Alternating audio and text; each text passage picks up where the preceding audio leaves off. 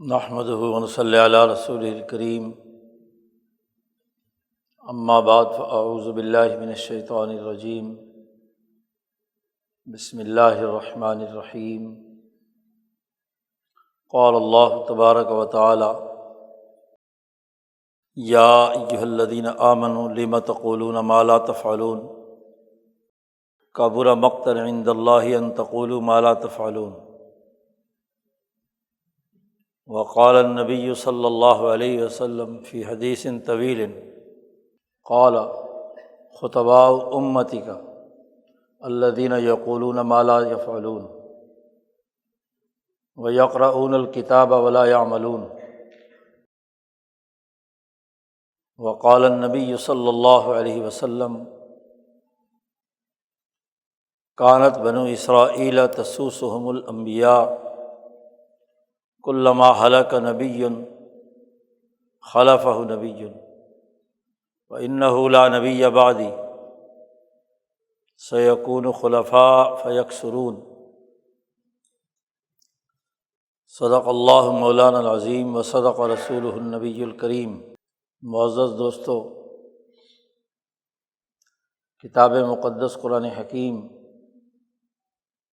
اور نبی اکرم صلی اللہ علیہ وسلم کی تعلیمات ایک جامع نظام حیات دین اسلام انسانیت کے لیے پیش کرتے ہیں۔ انسانیت اللہ کو محبوب ہے، اور اس محبت کا لازمی تقاضا یہ ہے کہ انسانیت اس دنیا میں بھی کامیاب ہو اور آخرت میں بھی کامیاب ہو۔ نبی اکرم صلی اللہ علیہ وسلم نے ان تعلیمات کے اساس پر صحابہ کی ایک تربیت یافتہ منظم جماعت تشکیل دی، اور اس کے ذریعے سے انسانیت کو دنیا میں کامیاب بنانے کا ایک بہت ہی کٹھن سفر طے کیا۔ 23 سالہ دور نبوت میں آپ نے انسانی معاشروں میں قومی اور بین الاقوامی انقلاب برپا کر دیا، بلکہ آپ صلی اللہ علیہ وسلم کی ان تعلیمات کے زیر اثر دنیا میں 1000 سال تک تقریباً انسانیت آزادی، حریت، انعامات، معاشی خوشحالی، امن و امان کے ساتھ زندگی بسر کرتی رہی۔ یہ وہ بنیادی عمل ہے جس نے انسانی معاشروں کو کامیاب و کامران کیا ہے۔ انسانی معاشروں کی بنیادی ضروریات، ان کے ترقی کے بنیادی لوازمات 3 ہیں۔ رسول اللہ صلی اللہ علیہ وسلم کی تعلیمات کے اساس پر ایک تو یہ کہ ہر انسان کی جان محفوظ ہونی چاہیے، امن و امان کے ساتھ وہ زندگی بسر کرے، خوف زدگی کی حالت میں وہ اس دنیا میں نہ رہے، لا خوف علیہم ولا ہم یحزنون بن کر اللہ کے اولیاء میں شامل ہو۔ انبیاء کی تعلیمات کا پہلا ہدف انسانیت پر سے خوف کا خاتمہ اور امن و امان کو یقینی بنانا ہوتا ہے۔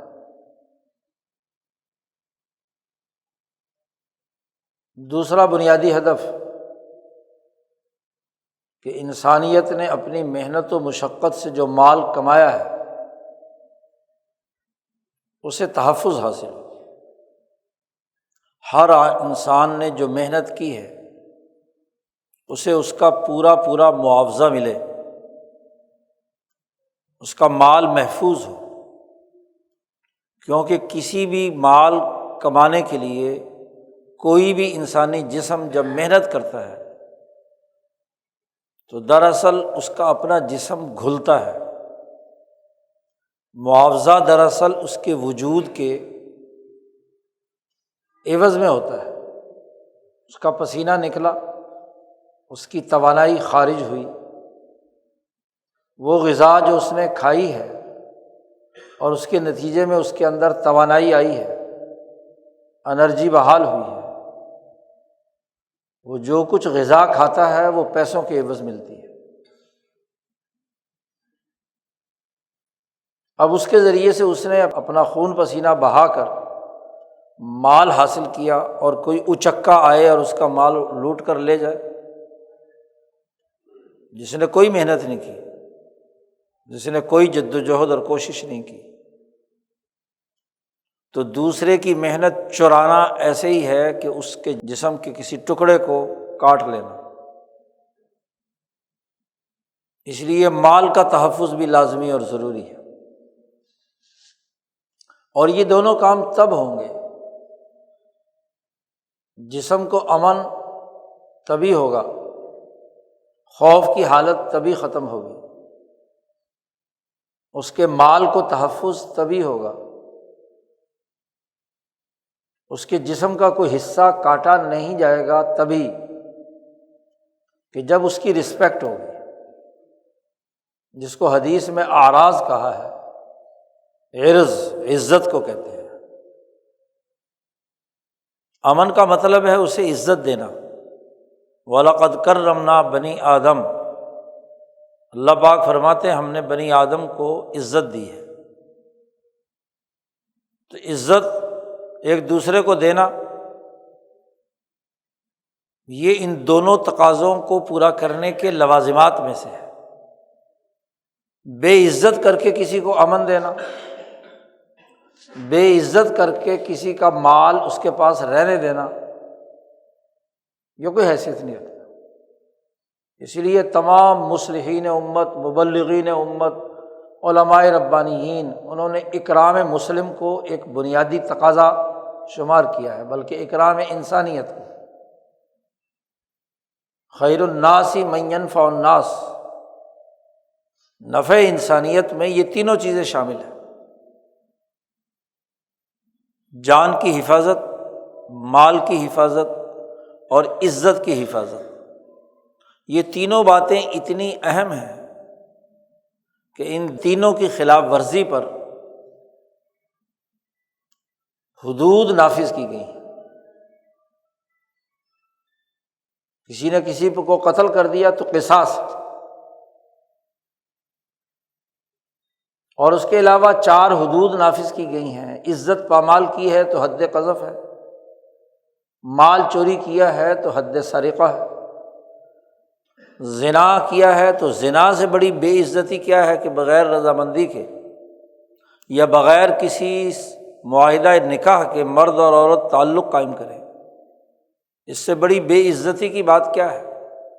حد زنا ہے۔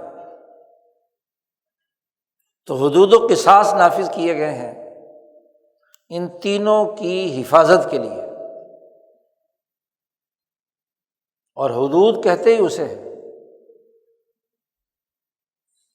کہ جس میں حکمران طبقہ یا قاضی اور عدالت کے اختیارات صرف اس حد تک ہیں کہ وہ جرم ثابت کرنے کا جو گواہوں کا نصاب ہے وہ پورا ہو جائے بس، لیکن جب ثبوت ہو گیا تو قاضی کے کوئی اختیارات تعزیرات وغیرہ سے متعلق نہیں ہے، وہاں حد نافذ ہوگی۔ چوری ثابت ہو گئی تو اب ہاتھ ہی کٹے گا، تہمت ثابت ہو گئی تو کوڑے ہی لگیں گے، زنا ثابت ہو گیا تو اس کے بدلے میں شادی شدہ ہے تو رجم کیا جائے گا، قتل ثابت ہو گیا تو قصاص ہی ہے، اسی لیے ان کو حدود کہتے ہیں۔ تو انسانیت کی حفاظت کے لیے انسانیت کی بنیادی ضرورتیں یہ 3 ہیں۔ دین اسلام اپنے مجموعی کل نظام میں ان تینوں کی حفاظت، ان تینوں کو محفوظ رکھنے کا ایک عالمگیر نظام دیتا ہے۔ کوئی قتل نہیں ہونا چاہیے، کسی کا مال لوٹنا نہیں چاہیے، کسی کی عزت پامال نہیں ہونی چاہیے، کوئی بھی انسان ہو، بلا تفریق رنگ نسل مذہب، سوائے اس کے کہ کوئی انسان بظاہر انسان ہے لیکن وہ قاتل ہے، وہ انسان ہے ظالم اور لٹیرا ہے، بظاہر شکل و صورت میں وہ انسان ہے لیکن انسانوں کی توہین و تذلیل کرنے پر کمر بستہ ہے، فساد مچاتا ہے، معاشرے کو تباہ و برباد کرتا ہے، اس سے جہاد ہے، قتال ہے، اس کا مقابلہ ہے، جیسی صورت ہو اس صورت کے مطابق اس کے خلاف اقدامات ہیں۔ یہ جو مکمل نظام دین اسلام نے دیا ہے، اس مکمل نظام پر عمل درآمد کے لیے دین نے 3 نکاتی ایجنڈا رسول اللہ صلی اللہ علیہ وسلم کے سپرد کیا ہے کہ اس پورے عمل کی تکمیل کے لیے 3 کام آپ نے کرنے ہیں۔ کتاب مقدس قرآن حکیم کی تلاوت کے بعد رسول اللہ صلی اللہ علیہ وسلم سے کہا گیا ہے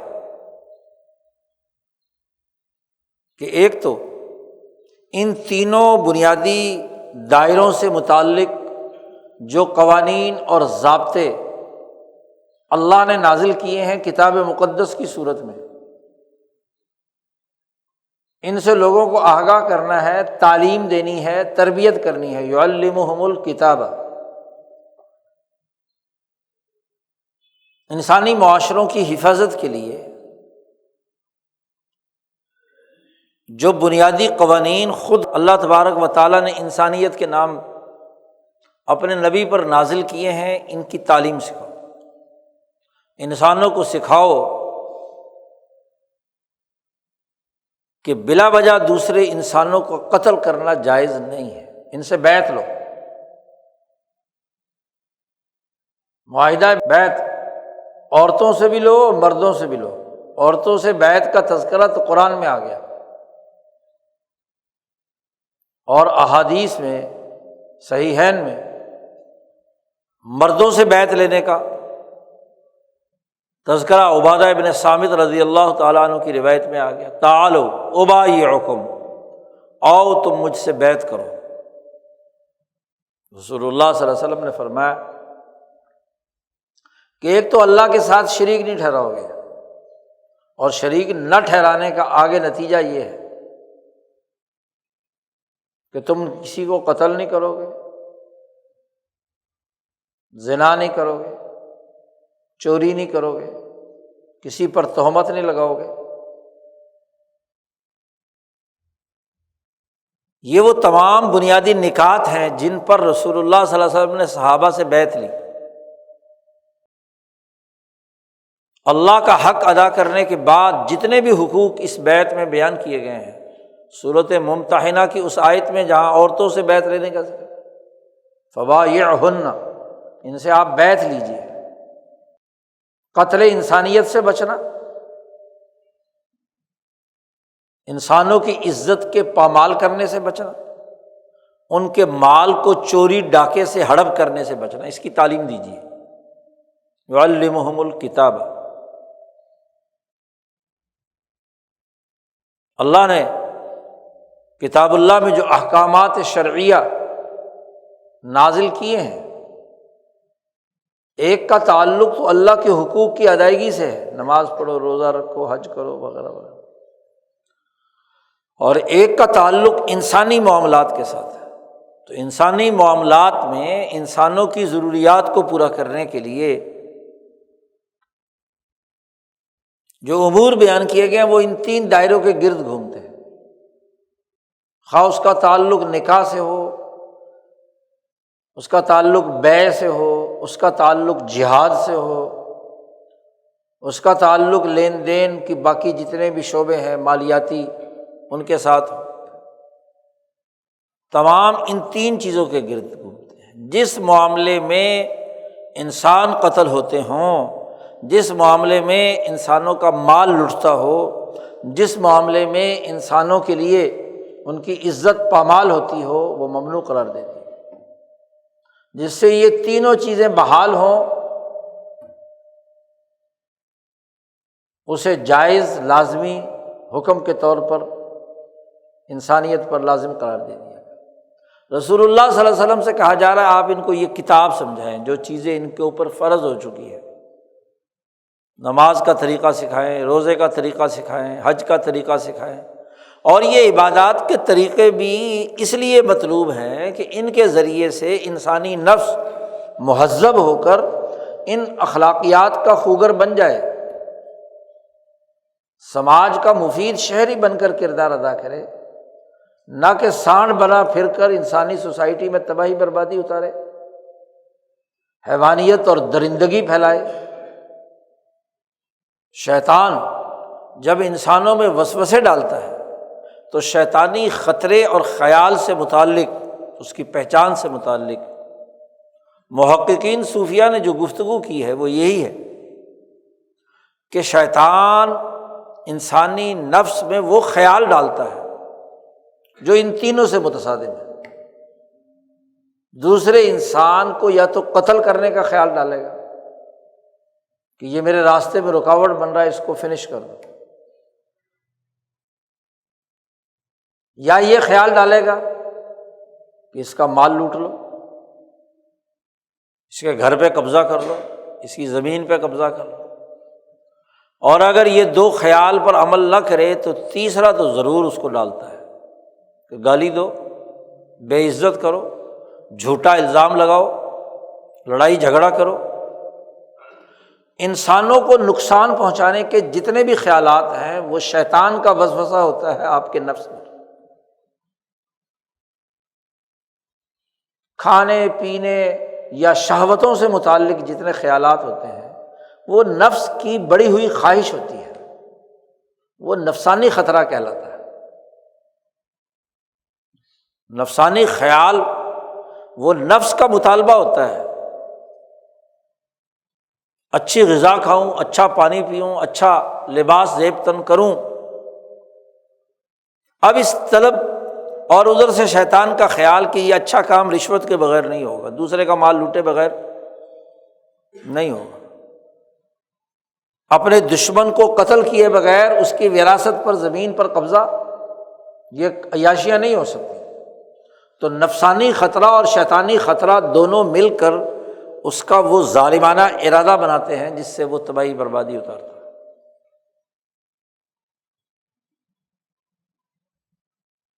ایک خالی نفسانی خطرہ ہے جس پر شیطان کا عمل دخل نہیں ہوتا، وہ یہ کہ ایک روٹی کے بجائے 2 روٹی کھا لی، خواہش پوری کرنے کے لیے کچھ صحیح دائرے کے اندر بھی ضرورت سے زیادہ اسراف کیا یا تقتیر کی، یہ خالی نفسانی خطرہ ہے۔ تو یہ اب اس کی ضرورت تھی کہ جو احکامات تعلیم کیے گئے ہیں ان کو ایسے طریقے سے سکھایا جائے کہ انسانی نفس کا تزکیہ ہو جائے۔ رسول اللہ صلی اللہ علیہ وسلم کی دوسری ذمہ داری اللہ نے فرمائی ہے کہ وَيُزَكِّيهِمْ، ان کا تزکیہ کرے، یعنی انہیں شیطانی اور نفسانی خیالات میں امتیاز اور شیطانی اور نفسانی امتیازات کے مقابلے میں فرشتے کا ملکی اور رحمانی خیال، اس کے درمیان فرق اور امتیاز سکھائے۔ فرقان ہے یہ کتاب، اس کتاب کے ذریعے سے تزکیہ کرے کہ کون سا خیال رحمانی ہے، رحمان کی طرف سے آیا ہے۔ وہ بھی 2 خیال ہوتے ہیں، ایک وہ جو اللہ کی طرف سے بندے پر رحمت اور شفقت کرتے ہوئے اس کے دل میں ڈالا جاتا ہے، اور یہ زیادہ تر انبیاء، اولیاء، علماء ربانیین جن کے نفس پاک صاف ہو کر اللہ سے تعلق بنا لیتے ہیں تو رحمان کی طرف سے القاء کیا جاتا ہے، الہام کیا جاتا ہے۔ اور ایک ملکی خیال یا نورانی خیال جو فرشتے کی طرف سے آتا ہے، ہر انسان کے اندر اس کے ساتھ دو قرین ہیں، دو ساتھی ہیں، ایک شیطان جو اس کے جسم میں دوڑتا ہے، اور ایک فرشتہ ہمیشہ اچھے خیالات ڈالتا ہے، اس کے ضمیر کے اندر ملامت کرتا ہے غلط کام ہو جائے تو، نفس لوامہ بناتا ہے، اور اگر اس کی بات پر عمل کیا جائے تو نفس مطمئنہ بناتا ہے۔ اس کے مقابلے میں شیطانی خیال انسان کو نفس امارہ بناتا ہے کہ وہ ہر طرح کی خواہشات، ہر طرح کے معاملات پر عمل کرنے کے لیے تیار رہتا ہے۔ تو رسول اللہ صلی اللہ علیہ وسلم کی دوسری بنیادی ذمہ داری اور آپ کی وراثت میں آپ کے خلفاء اور علماء ربانیین کی دوسری ذمہ داری یہ ہے کہ وہ تزکیہ قلوب کریں، نفس میں یہ شعور پیدا کریں، نفس انسانی میں، نفس ناطقہ میں، کہ وہ انسانیت کے قتل کرنے، انسانیت کو نقصان پہنچانے، اس کا مال لوٹنے سے باز رہے، انسانیت کے لیے امن، اس کے مال کی حفاظت، اس کی عزت کی حفاظت کے لیے وہ تیار رہے، غضب میں نہ آئے، نفسانی خواہشات کا شکار نہ ہو، شیطانی وسوسوں کا اسیر نہ بنے، قیدی نہ بنے، اپنے آپ کو آزاد کرے۔ کوشش تو یہ کرے کہ وہ رحمانی ذات باری تعالیٰ سے ربط پیدا کر کے رحمانی خیالات کا متبع ہو، جو انبیاء، اولیاء اور صحابہ اور علماء ربانیین کے ذریعے سے آیا ہے۔ اور ایسا نہیں تو کم از کم وہ فرشتہ جو ملکوتی نظام سے اس کے ہدایت کے لیے اس کے ساتھ موجود ہے، تو اس کے اچھے خیالات کی پیروی کرے۔ امام شاہ ولی اللہ فرماتے ہیں کہ انسان دو طرح کے ہوتے ہیں، ایک وہ جو تشبہ بالملکوت، عالم ملکوت سے مشابہت اختیار کرتے ہیں، فرشتے کے مطابق بنتے ہیں، فرشتہ جیسے کام کرتا ہے، اپنی خواہشات مفادات چھوڑ کر جیسے فرشتہ لا یعصون اللہ ما امرہم ویفعلون ما یؤمرون، ایسے وہ کرے۔ اور یا وہ جن کے اندر ملکیت عالیہ ہوتی ہے تو وہ تطلع الی الجبروت، ذات باری تعالیٰ کی صفات اور اسماء کی طرف ان کا ایسا تعلق ہوتا ہے کہ الرحمن یا رحمانی خیالات اس کے قلب پر آتے ہیں۔ یہ اونچے درجے کے لوگوں کی بات ہے۔ تو دوسرا فریضہ رسول اللہ صلی اللہ علیہ وسلم کا اور آپ کے ذریعے سے پوری امت کا، خاص طور پر ان کے جانشین اور خلفاء کا تزکیہ نفس و یزکیہم، انہی تینی کاموں کو پورا کرنے کے لیے ایک تیسری ذمہ داری ہے کہ جو قوانین، جو احکامات انسانیت کے ان تین چیزوں کی حفاظت کے لیے ضروری اور ناگزیر تھے، جن کے اساس پر انسانی نفوس کا تزکیہ کیا جا رہا ہے، تزکیہ کرنا مطلوب ہے، یہ سب کچھ سیکھنے کے بعد ایسی حکمت عملی اختیار کرے کہ جس کے ذریعے سے انسانیت کی جان مال، عزت، آبرو اور تمام چیزیں محفوظ ہوں۔ اس کو کہتے ہیں سیاست۔ ساس یسوس سیاستاً عربی زبان کا لفظ ہے، اور اس کا مطلب ہے کہ انسانی معاشرے کے افراد کو، سوسائٹی کو پورا مجموعی طور پر نقص سے نکال کر کمال تک پہنچانا، اس کی کمزوریاں دور کرنا، اسے سیاست کہتے ہیں۔ اسی کو ہمارے محققین علماء نے کہا کہ دین کے بنیادی طور پر یہ تین شعبے ہیں، شریعت، طریقت اور سیاست۔ حضرت مجدد الفسانی رحمۃ اللہ علیہ سے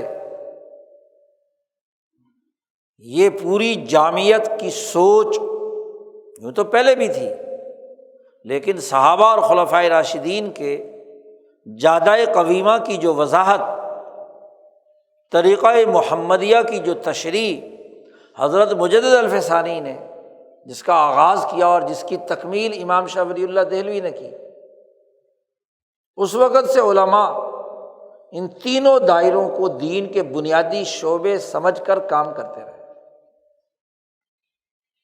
حتیٰ کہ آخری زمانے کے مشہور بزرگ حضرت مولانا الیاس صاحب دہلوی رحمۃ اللہ علیہ نے بھی اپنے ملفوظات میں ان تینوں کا تذکرہ کیا کہ دین کے تین بنیادی شعبے ہیں، شریعت، طریقت اور سیاست۔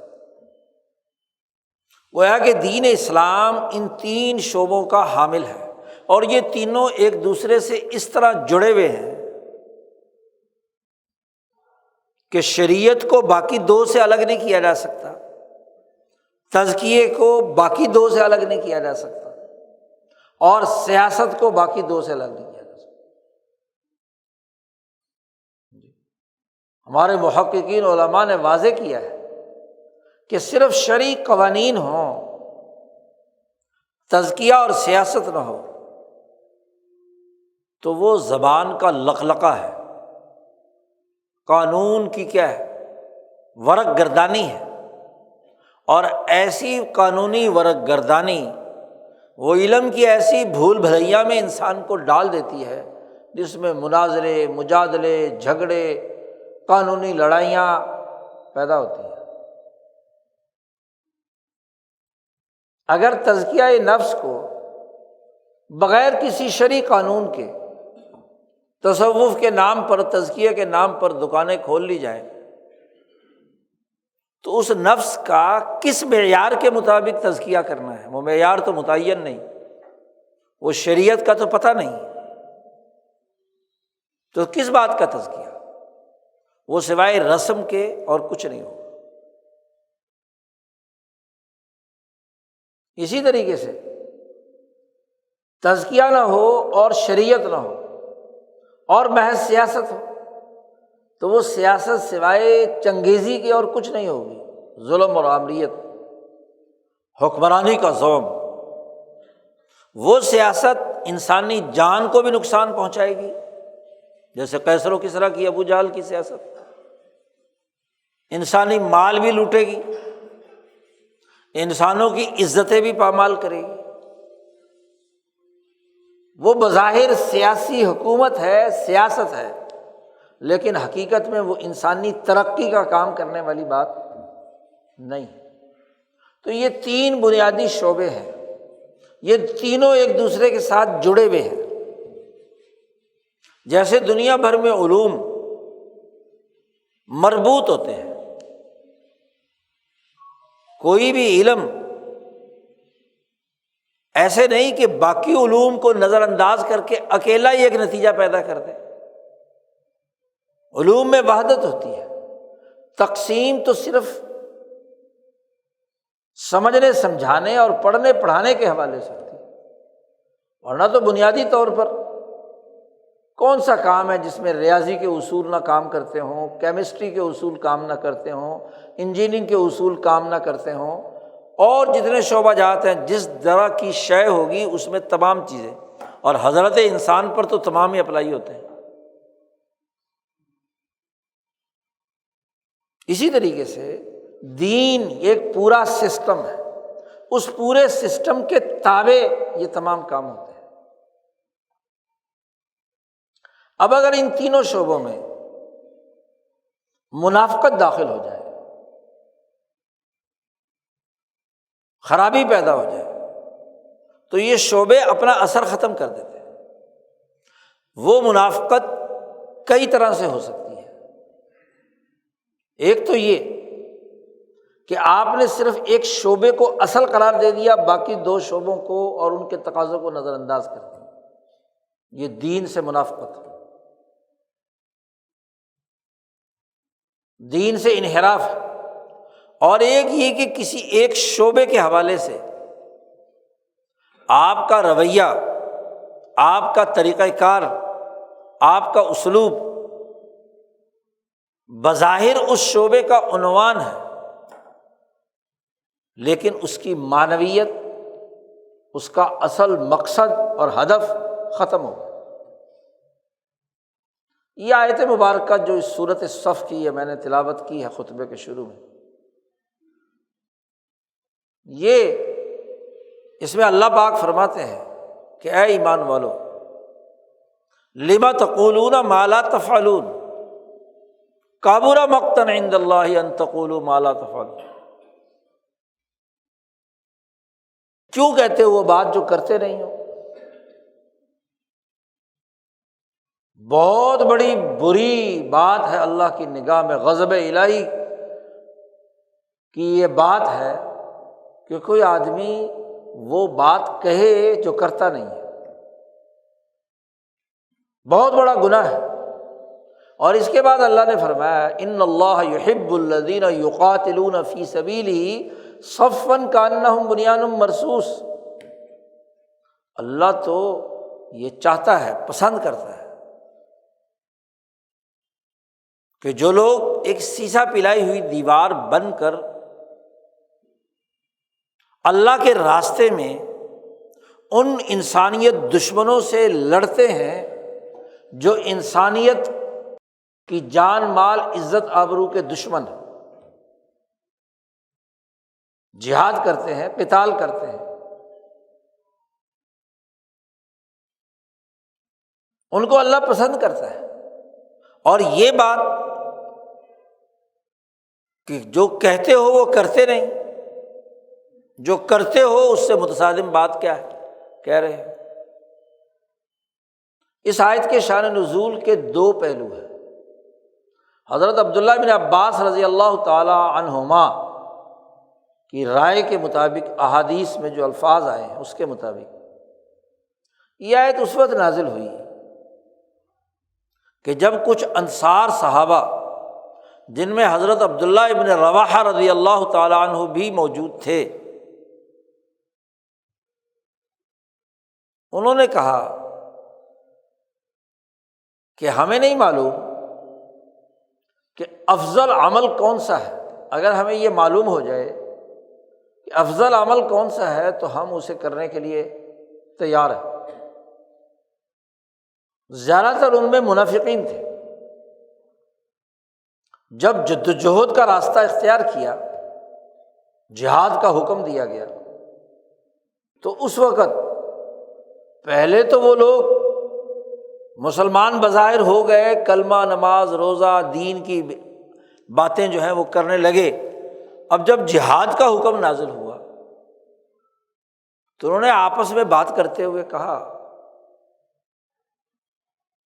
کہ ان میں سے سب سے افضل عمل کون سا ہے؟ نماز پڑھنا افضل ہے، روزہ رکھنا افضل ہے، یا جہاد اور قتال کرنا بھی ضروری ہے؟ یہ افضل ہے۔ اگر ہمیں یہ پتہ چل جائے تو ہم اس افضل عمل کو کریں گے۔ بس گویا کہ دین کے ان تمام جامع پہلوؤں میں تفریق پیدا کرنے کی سوچ ان کے اندر تھی۔ تو عبداللہ بن رواحہ فرماتے ہیں کہ اللہ نے اس پر یہ آیت نازل کی، اس سے اسی سورت کی دوسرا رکوع جو شروع ہو رہا ہے کہ کیا میں تمہیں نہ بتاؤں، هل ادلکم علی تجارۃ تنجیکم من عذاب علیم، کیا میں تمہیں یہ بات نہ نشاندہی کروں کہ کس سے تم نجات حاصل کرو گے؟ عذاب عظیم سے۔ تو وہاں جہاد کا حکم دیا گیا کہ تم اللہ کے راستے میں جہاد کرو پورے ایمان کے ساتھ، یعنی جو انسانیت دشمن قوتیں انسانی معاشرے میں یہ تین خرابیاں پیدا کر رہی ہیں ان کا مقابلہ کرو، میدان میں آؤ، قتال کرو۔ اب جب انہیں یہ آیت نازل ہوئی تو انہیں ایسے لگا جیسے موت آ گئی۔ قرآن نے دوسری جگہ پر کہا ہے کہ جب جہاد کا حکم نازل ہوا تو یہ ایک دوسرے کے منہ کو دیکھتے رہے کہ یہ تو کیا ہے، ہم نے تو کوئی افضل عمل سمجھا تھا کہ کوئی نفل پڑھنے کا حکم ہوگا، کوئی روزہ رکھنے کا حکم ہوگا، کوئی تسبیح گھمانے کا حکم ہوگا، یہ تو جہاد کا حکم آ گیا۔ جان پہ بن پڑی۔ عبداللہ ابن رواحہ کہتے کہ میں بھی اس مجلس میں تھا، لیکن جیسے ہی یہ جہاد کی آیت نازل ہوئی تو میں نے یہ پختہ عزم کر لیا کہ جب تک میں شہید نہیں ہوں گا میں اپنی پوری زندگی جہاد کرتا رہوں. میں نے اپنے آپ کو اس کے لیے وقف کر دیا. ساری عمر انہوں نے جہاد کیا اور عبداللہ ابن رواحہ شہید ہوئے، پوری جان قربان کر دی. وہ تجارت کے جان بدلے میں دے کر اللہ کی رضا لی، انسانی خدمت کا نظام قائم کیا. یہ تجارت تھی جس سے تنجیکم من عذاب علیم. لیکن باقی سب کے سب جو ہے وہ اس سے روگردانی کر گئے. ان کو کہا لما تقولون ما لا تفعلون، تم نے کہا تھا کہ ہمیں اچھا عمل معلوم ہو جائے، افضل اعمال ہم نے تمہیں بتا دیا.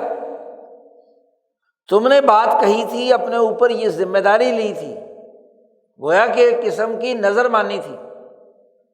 تم نے ایمان قبول کیا تو حلف لیا تھا، تو گویا کہ اس حلف کی پاسداری ضروری تھی. فقہا نے اس سے بہت سے نظر سے متعلق احکامات اخذ کیے ہیں اس آیت سے.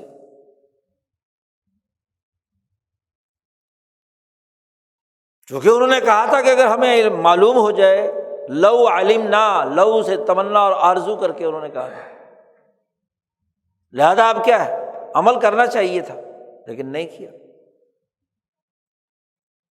تو اس وقت یہ آیت مبارکہ نازل ہوئی اور بتلایا کہ دیکھو یہ افضل اعمال کی یہ تقسیم نہیں ہے کہ یہ کر لو اور وہ چھوڑ دو اور وہ کر لو اور یہ چھوڑ دو. نہیں، ان اللہ یحب الذین یقاتلون فی سبیلہ صفا، ایک منظم صف بندی رکھنے والی، سیسا پلائی ہوئی دیوار کی طرح کام کرنے والی جماعت تیار کرنا مطلوب ہے، جو ان تینوں دائروں کے اندر کردار ادا کرے، انسانیت کی جان بھی بچائے، مال بھی بچائے، عزتیں بھی بچائے.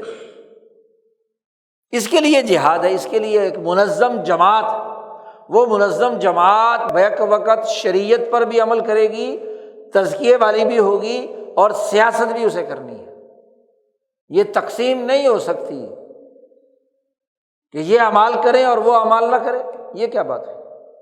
منظم جماعت چاہیے، تربیت یافتہ جماعت چاہیے. اسی طریقے سے اس حقیقت کو واضح کر کے وہ عمل انسانوں کے سامنے رکھ دیا کہ دین اسلام ایک مکمل پیکج ہے، اس کے اندر تفریق اور تقسیم کی کوئی بات نہیں. اس موقع پر ایک حدیث خطبے میں پڑھی گئی تھی، قرطبی نے یہ حدیث نقل کی ہے کہ نبی اکرم صلی اللہ علیہ وسلم جب معراج کی رات، تقریباً سبھی کتابوں کے اندر ہے، صحیحین میں بھی الفاظ مختلف ہیں، کہ جب معراج کی رات مجھے سیر کرائی گئی، اریت لیلۃ اسری بی، مجھے دکھایا گیا جس رات مجھے سیر کرائی گئی، تو ہوتے ہوتے میں ایک جگہ پر پہنچا جبرائیل کے ساتھ. تو وہاں کچھ لوگ ایسے تھے کہ آگ کے جمبوروں سے ان کے یہ منہ کاٹے جا رہے تھے گدی تک. ادھر سے جمبور ڈالتا، کاٹتا ہوا فرشتہ یہاں تک چلا جاتا، پھر ادھر کا کاٹتا، اور اتنے ادھر والا کاٹتا تو ادھر والا ٹھیک ہو جاتا، پھر وہ کاٹ دیتا، پھر آتا. تو نبی اکرم صلی اللہ علیہ وسلم نے جبرائیل سے پوچھا، ما ہؤلاء یا جبرائیل، یہ کون لوگ ہیں جو جبرائیل؟ تو جبرائیل امین نے کہا کہ خطباء امتی کا، تیری امت کے خطیب اور لیڈر ہے. خطیب خطابت کرتا ہی وہ تھا جو سیاسی طاقت رکھتا تھا، سیاسی تقاریر ہوتی ہیں، لیڈر. تیری امت کی یہ وہ خطیب ہیں جو ممبر و محراب پر بھی قابض تھے، سیاست اور خلافت کے نمائندے بھی تھے، اور یہ وہ خطبہ ہیں جو یقولون ما لا یفعلون، یہ لوگوں کے سامنے ایسی تقریریں، ایسے خطبے، ایسی تقریریں کرتے تھے جو خود نہیں کرتے تھے۔ لوگوں کو تو واعظ و نصیحت، لوگ کہیں جی واہ جی واہ، خطیب صاحب نے کتنی بڑی زبردست بات بیان کی ہے، کتنی بڑی تقریر کی ہے لچھے دار، کیسے وعدے کیے ہیں، کیسی گفتگو کی ہے، سیاستدان لیڈر کھڑے ہو کر بڑا وعدہ کرے، یہ ہو جائے گا، یہ ہو جائے گا، دودھ شہد کی نہریں بہیں گی، لیکن ما لا یفعلون۔ وہ کہتے ہیں رات گئی بات گئی، الیکشن سے پہلے بڑے وعدے کریں گے اور منتخب ہونے کے بعد سب چھٹی۔ یقولون، یہ خطبہ ہے تیری امت کے، جبرائیل نے کہا آپ کی امت کے خطبہ ہیں، تقریریں جھاڑنے والے، سیاستدان ہیں، علماء ہیں، راہبین ہیں، واعظین ہیں، مبلغین ہیں، آپ کی امت کے لوگ ہیں، یہ کسی اور کے تو نہیں۔ یہ کہتے تھے جو کرتے نہیں تھے، عمل نہیں کرتے تھے۔ آج اس کی یہ سزا ہے۔ اور پھر اگلا جملہ بھی حدیث کا ہے، کتاب اللہ پڑھتے تھے، آیتیں بڑی پڑھ پڑھ کے سناتے تھے، نئی نئی حدیثیں لا کر ہر جمعے میں نئی تقریر کرتے تھے۔ یقرؤون الکتاب، کتابیں پڑھتے تھے، قرآن پڑھتے تھے، لیکن اس پر عمل نہیں کرتے۔ لوگوں کو نصیحت خود میاں فضیحت، دوسروں کو نصیحت ہے، ہدایت کی باتیں ہیں، اور خود کیا ہے، رسوائی کا ذریعہ ہے لوگوں کے سامنے۔ اس لیے آج ان کو یہ سزا دی جا رہی ہے۔ تو حضرت عبداللہ ابن عباس رضی اللہ تعالیٰ عنہما فرماتے ہیں کہ اس آیت کا شان نزول یہ ہے۔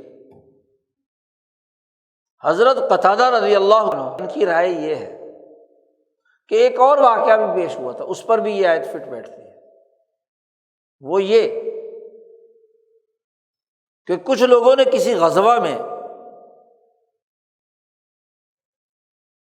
شرکت کی اور انہوں نے بڑے بلند بانگ دعوے کیے کہ فلانا بندہ میں نے قتل کیا ہے۔ وہ فلانا بندہ تو حضور صلی اللہ علیہ وسلم کی مجلس میں حضور سے فرمایا کہ وہ آدمی جو بہت دشمنی کر رہا تھا، بڑا مسلمانوں کا مخالف تھا، وہ میں نے قتل کیا تھا۔ اب چونکہ گھمسان کی جنگ کے اندر کیا پتہ چلتا کس نے کس کو قتل کیا۔ تو ایک صحابی جو دیکھ رہے تھے، اس واقعے کے شاہد تھے، انہوں نے کہا یا رسول اللہ، اس کو تو فلانے بندے نے قتل کیا، اس نے تو ہاتھ بھی نہیں لگایا۔ یعنی کام کیا نہیں اور زبان سے اظہار کر رہا ہے کہ میں نے یہ کام کیا ہے۔ لما تقولون ما لا تفعلون، جو تم نے کیا نہیں اس کا کریڈٹ تم لیتے ہو، کیوں؟ اس کا شان نزول دوسرا یہ بھی ہے، جیسے وہ لوگ ناقص ہیں کہ جو کچھ کہتے ہیں عمل نہیں کرتے خود، اور ایک کام کیا نہیں اور ریاکاری دکھاوے اور اس کی وجہ سے کیا کسی اور نے، نام اپنے لگا دیا کہ میں نے کیا ہے، میں نے کیا ہے۔ ہونا تو یہ چاہیے تھا کہ جو ڈسپلن والی جماعت بنیان مرصوص بن رہی ہے، نظم و ضبط پر جو تنظیم وجود میں آ رہی ہے، جو دین کو غالب کرنے اور انسانیت کے حقوق کی ادائیگی کے لیے تعلیم و تربیت اور تزکیے اور سیاست پر پارٹی بن رہی ہے، اس کا قول اور اس کا فعل ایک ہونا چاہیے، ایک پہ جو کہے وہ کرے اور جو کیا ہے وہی کہے۔ کیا کرایا کچھ نہیں کیا، کسی اور نے نام اپنا لگا دیا۔ اب آپ دیکھیے، بات سمجھنے کی ہے، اور یہ اس لیے سمجھنے کی ضرورت ہے کہ آج جو ماحول بنایا جا چکا ہے 200-250-300 سال سے، وہ اس بنیادی اساسی اصول کی خلاف ورزی ہے، شریعت میں بھی، تزکیہ میں بھی اور سیاست میں بھی۔ ہم سیاست کو لیتے ہیں کہ پہلی بات تو غلامی کے 200 سالہ دور جو ایسٹ انڈیا کمپنی کا ہے اور برطانوی شہنشاہیت کا، سب سے پہلے تو دین میں تفریق پیدا کر دی۔ شریعت کا مدرسہ الگ، تزکیے کے نام پر خانقاہ الگ، اور سیاست کے نام پر سیاسی پارٹیاں الگ۔ اس ڈیوائڈ اینڈ رول کی سیاست نے دین اسلام کے 3 بنیادی ٹکڑے کر دیے، اور ہر ایک شعبہ اپنے اپنے شعبے کی بنیاد پر کل دین کا دعوے دار بن گیا۔ شریعت سکھانے والے کہتے ہیں کہ دین بس یہی ہے، انتہا پسند۔ تزکیے کے نام پر کچھ وظائف بتانے والے وہ کہتے ہیں کہ اصل تو تصوف ہی ہے بس۔ اور سیاست کے نام پر بنی ہوئی پارٹیاں وہ کہتے ہیں سیاست اصل ہے۔ اور پھر طرفہ تماشا یہ کہ تینوں کی تینوں سامراج کی بنائی ہوئی سیاست، سامراج کے بنائے ہوئے قانون، سامراج کے بنائے ہوئے بنیادی اساسی اصول انسانی نفوس کو غیر مہذب بنانے کے، ان کے ماتحت کام کرنے کے لیے تیار ہے۔ شریعت جو تزکیے سے جڑی ہوئی تھی اور سیاست سے جڑی ہوئی تھی، اس سے الگ کر کے اسے صرف تخریجات کی اساس پر لڑائی جھگڑے کے قانون بنا دیا، علم بنا دیا۔ امام اعظم امام حنیفہ جن کی فقہ پر یہاں عمل ہوتا ہے، وہ بیک وقت تینوں شعبوں کے ماہر ہیں۔ جب وہ کوئی شریعت کا مسئلہ بیان کرتے ہیں تو تزکیے کے مسئلے کو بھی سامنے رکھتے ہیں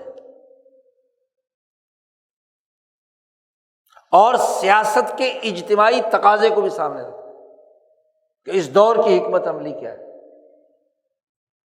اس حکمت عملی کی اساس پر شریعت کا مسئلہ بیان کریں گے۔ یہ نہیں ہے کہ باقی 2 شعبوں کو نظر انداز کر کے صرف قانونی بات بیان کر دیں بس۔ اسی لیے امام ابو حنیفہ اپنی رائے کا استعمال کرتے ہیں۔ رائے کا مطلب یہ ہے کہ محض ظاہری حدیث یا ظاہری آیت یا ظاہری کسی قانون کو سامنے رکھ کر فتوے اور مسئلے نہیں بیان کرتے، بلکہ یہ کہ یہ حدیث دین کے مکمل جامع سیاسی، معاشی، تزکیے اور قانونی بنیادوں پر یہ حدیث یا آیت کس مجموعی نظام سے تعلق رکھتی ہے، حکمت عملی کو۔ اسی کا نام فقہ ہے، تفقہ ہے، ورنہ یہ نہیں کہ جو حدیث آئے وہ قانون بن جائے۔ کون سے ائمہ اربعہ میں سے کوئی فقیہ ہے کہ جس نے احادیث کے اندر ترجیح، تطبیق، تنسیخ وغیرہ کے مسائل پر گفتگو نہ کی؟ ہر ایک نے مجموعی طور پر رائے دی ہے، اپنے اپنے سلیقے کے اعتبار سے، فقہی سلیقے کے اعتبار سے۔ ایسے ہی صوفیہ نے جب تصوف پر گفتگو کی ہے، جنید بغدادی نے، شیخ عبد القادر جیلانی نے، خواجہ غریب نواز معین الدین چشتی نے، بہاؤالدین زکریا ملتانی نے، اپنے اپنے سلسلے کے اعتبار سے، تو انہوں نے سیاست کو بھی سامنے رکھا ہے، سیاسی حکمت عملی، کیونکہ نقص سے نکال کر کمال تک پہنچانا ہے، اور شریعت کے بنیادی قوانین کو بھی سامنے رکھا ہے۔ اسی کے اساس پر ملفوظات ہے خواجہ معین الدین اجمیری کی، اسی کے اساس پر غنیۃ الطالبین ہے شیخ عبد القادر جیلانی کی، خواجہ پارسا کی، خواجہ عبد الخالق غجدوانی کی، خواجہ نقشبند کی کتابیں، اسی اصول پر جتنے بھی خلفاء اور سیاست دان گزرے ہیں، عادل حکمران گزرے ہیں، وہ کہ اس دور کے نام نہاد سیاسی لیڈروں کی طرح نہیں تھے، مستند عالم اور فقیہ تھے، تزکیہ اور تربیت کے مراحل سے گزرے تھے۔ صحابہ کا تو بہت اونچا مقام ہے جی۔ عبد الملک ابن مروان فقیہ النفس ہے، حکمران اور خلیفہ ہے۔ ان کے بھتیجے عمر بن عبد العزیز ہارون الرشید، مامون الرشید، امام مالک کے شاگرد ہیں، کہ وہ اس سیاسی فیصلے کرتے وقت اس شرعی قوانین اور اس تزکیہ اور تربیت کے امور کو سامنے رکھ کر کیا ہے سیاسی حکمت عملی تشکیل دیتے ہیں۔ لیکن پہلی تفریق تو یہ کی کہ ان کی الگ الگ تقسیم کر دی، اور ان علماء اور خطباء نے جو شریعت کے مسائل بیان کرنے والا خطیب تھا، جو تصوف کی باتوں پر واعظ کہنے والا واعظ تھا، جو سیاست کی تعلیم و تربیت کے لیے لیڈر تھا، ہر ایک خطیب نے اپنی اپنی خطابت کے جوہر دکھائے، دین کی جامعیت کا جنازہ نکال دیا اس غلامی کے 200-250 سالہ دور۔ اور سب سے بڑا المیہ سیاست کے دائرے میں ہوا کہ سیاسی شعور سے باقی دونوں طبقوں کو عاری کر دیا، یا وہ علیحدگی کی زندگی اختیار کر کے ایک جگہ رہے۔ سیاست میں اہل آدمی آنا ہی نہیں چاہیے، شریعت میں تو پھر بھی اہل آدمی کوئی نہ کوئی نکل آئے، تزکیے میں بھی مجدد الفسانی کی وجہ سے نکل آئے، سیاست میں اہل آدمیوں کا راستہ روکنے کا ایک طریقہ کار اختیار کیا، آج اسے سمجھنے کی ضرورت۔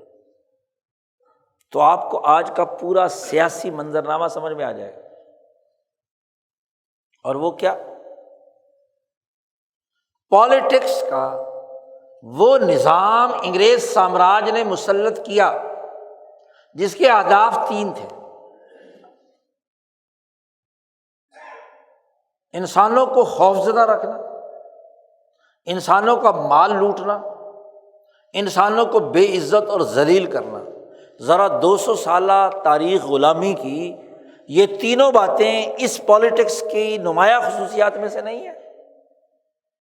ایسٹ انڈیا کمپنی نے اور برٹش شہنشاہیت نے جو سسٹم اس ہندوستان پر مسلط کیا، وہ انسانی جان کو تحفظ دینے کے بجائے، امن مہیا کرنے کے بجائے، یہاں کے انسانوں کو ڈرا کر، خوف زدہ کر کے، قتل کر کے، ان کے جسموں کو نقصان پہنچا کے، توپ کے آگے اڑا کر تباہ و برباد کر کے سیاسی نظام بنایا گیا۔ کیا کوئی ذی ہوش انسان جو ہندوستان کی اس 200 سالہ تاریخ سے واقف ہے وہ اس کا انکار کر سکتا ہے؟ شریعت یا تزکیہ تو خیر انگریزوں کا کیا ہونا تھا، یہاں جو پولیٹیکل سسٹم بنایا گیا اس کا پہلا نقطہ انسانی جان کو نقصان پہنچانے کا۔ دوسرا، ہندوستان کے لوگوں کی محنت و مشقت سے کمائی ہوئی دولت، جو پوری دنیا میں 25% دولت کا مالک ہندوستان، اس کی دولت لوٹ کر یورپ منتقل کر دی، اسے کنگال بنا دی۔ اس پالیٹکس کا دوسرا بڑا بنیادی ہدف، اور اس 200 سالہ سیاسی نظام کا تیسرا بڑا بنیادی کام انسانوں کو بے عزت کرنا، ذلیل کرنا۔ عدالتوں میں، انتظامیہ کے دفتروں میں، سیاست میں، معیشت میں، ہر ہندوستانی کو ذلیل کرنا، بے عزت کرنا، توہین کرنا، خواہ وہ مسلمان تھا، ہندو تھا، سکھ تھا، جو بھی تھا، کسی نسل کا تھا، کسی مذہب کا تھا۔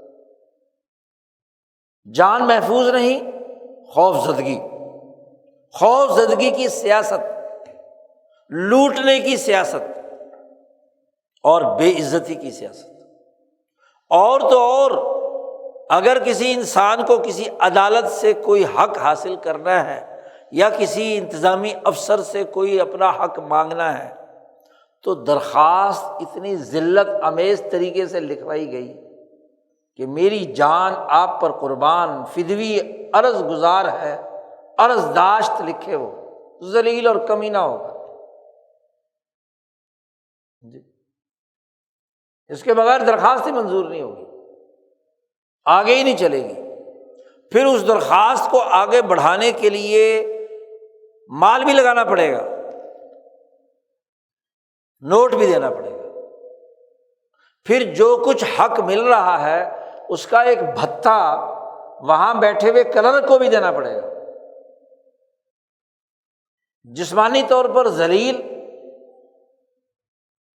مال بھی لٹوائے اور اس کے ساتھ ساتھ بے عزت بھی ہو، ذلیل اور رسوا ہو۔ یہ اس پولیٹیکل سسٹم کی بنیادی خصوصیت 200 سال میں رہی۔ انگریزوں نے یہ اپنے زمانے میں نظام بنایا۔ اب سیاست انسانی فطرت کا بنیادی تقاضا ہے۔ جہاں اس خطے میں ان تینوں شعبوں کے حاملین انقلابی لوگوں نے ایسی ظالمانہ سیاست کے مقابلے پر جدوجہد کا راستہ اختیار کیا، امام شاہ ولی اللہ، امام شاہ عبدالعزیز، سید احمد شہید، شاہ اسماعیل شہید، یہ وہ علماء ربانیین تھے جو ان تینوں دائروں کے تربیت یافتہ تھے، شریعت کے بھی، طریقت کے بھی، سیاست کے بھی۔ اور سیاست نام انسانیت کو آزادی دلانے کا، سیاست کی بنیادی تعریف سمجھنی چاہیے۔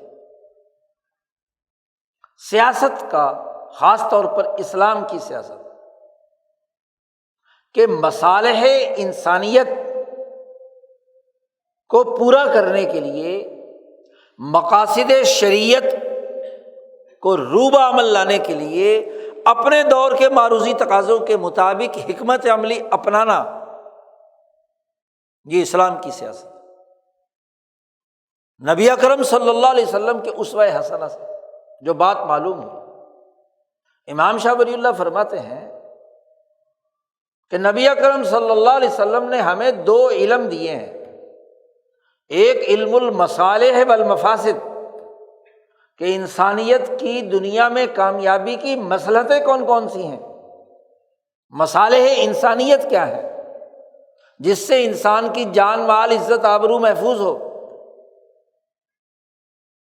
اور مفاسد کون کون سے ہیں جس سے انسان کی جان مال عزت آبرو کے اندر فساد پیدا ہو، تو وہ کیا ہے۔ پھر ان علم المصالح اور مفاسد کے تناظر میں شریعت کے قوانین اور مقاصد متعین کیے گئے، قانون بنائے گئے، قوانین شریعت بنائے گئے، مصلحتیں جس سے انسانیت کی پوری ہوں، جان مال عزت آبرو کا تحفظ ہو، ایسے قوانین شریعت کہلاتے ہیں۔ شریعت کا لفظی ترجمہ ہے قانون سازی، قوانین جن کا اجرا ہو۔ تو مصالح انسانیت کی اساس پر مقاصد شریعت کو پورا کرنا، مصلحت کا پتہ چلتا ہے انسانی نفس کے مطالعے سے، تزکیے سے، کہ نفس انسانی کے لیے کون کون سی چیزیں ضروری ہیں اور کون کون سی چیزیں مفاسد میں سے ہیں جو نفس کو نقصان پہنچاتی ہیں۔ یہ تزکیے اور نفس کی یہ روح کی ساخت کو معلوم کرنے سے پتہ چلتا ہے مصالح کا۔ اب اس کو پورا کرنے کے لیے شریعت متعین کی گئی، اس کے مقاصد متعین کیے گئے۔ جتنے بھی شرعی قوانین ہیں اس کا مقصد انسانی مصلحتیں، خواہ وہ اس کی روح کی ہوں یا اس کے جسم کی ہوں، ارتفاقات سے ان کا تعلق ہو یا اقترابات سے ان کا تعلق ہو، ان کو پورا کرنے کے لیے شرعی نظام یا شریعت نافذ کی گئی۔ ان دونوں کا دائرہ، اور سیاست حکمت عملی کو کہتے ہیں کہ جو مقاصد شریعت ہیں اب معروضی حقائق کے تناظر میں ان کو حاصل کرنے کی اپنے دور کے مطابق حکمت عملی بنانا، یہ سیاست ہے۔ مثلاً ایک قوم غلام ہے تو مفاسد میں سے، تو اس کی آزادی کی جنگ لڑنا یہ سیاست ہے۔ آزادی کی جنگ لڑے بغیر غلام کے نام پر سیاست کرنا یہ سیاست نہیں ہے۔ بظاہر یہ سیاست کا عنوان ہے لیکن یہ پالیٹکس نہیں ہے، سیاست نہیں ہے۔ سیاست کے لیے یہ ضروری ہے کہ مصلحت انسانی کی اساس پر، مقاصد شریعت کی اساس پر ایسی حکمت عملی، اور حکمت عملی دور کے بدلنے سے بدل جاتی ہے۔ مسلمانوں کا غلبہ تھا، پوری دنیا پہ حکمرانی تھی، تو سیاست کا وہ دائرہ تھا جہاں آپ اتھارٹی کے طور پر موجود تھے، آپ کا بادشاہ تھا، آپ کے قاضی تھے، آپ کے جج تھے، آپ کے گورنرز تھے، انہوں نے اس حکومتی ڈھانچے کے مطابق سسٹم بنانا اور چلانا ہے، قوانین پر عمل درآمد کرنا ہے۔ معروضی حقائق بدل گئے، آپ کی حکومت ختم ہو چکی ہے، تمام قاضی جج برطرف کر دیے گئے ہیں، گورے انگریز جج بنا کر آپ پر مسلط کر دیے گئے ہیں، غلامی کی سیارات آپ پر ہے، اور آپ دارالافتاء میں بیٹھ کر قاضی کے منصب پر بیٹھ کر قضا جاری کریں، سیاسی طور پر لوگوں کو سیاسیات پڑھائیں اور سمجھائیں بغیر آزادی کے، تو یہ سیاست کیسے ہوگی؟ سیاست نہیں ہے۔ سیاست کے لیے تو یہ ضروری تھا، اور جب کسی سوسائٹی میں مفاسد انسانیت کو پورا کرنے کے لیے قانونی نظام کو ہائی جیک کر لیا جائے، شریعت کو ہائی جیک کر لیا جائے، اور اس شریعت کے قوانین کے نتیجے میں مفاسد انسانیت کوئی طبقہ پورا کرے اور اس کی حکمت عملی بنائے کہ کس طریقے سے، کس قانون کے تحت ہم اس کی جیب سے مال لوٹ سکتے ہیں، کس قانون کی بنیاد پر اس کی آزادی سلب کر سکتے ہیں، کس قانون کی بنیاد پر اس کا ووٹ چھین سکتے ہیں، کس قانونی شق کے تحت اس کا ووٹ ایک صندوقڑی سے دوسری صندوقڑی میں منتقل کر سکتے ہیں، کس قانون کے تحت ایک پارٹی کا مینڈیٹ دوسری پارٹی کو منتقل کر سکتے ہیں۔ قانونی بھول بھلیاں، شریعت کی بھول بھلیاں۔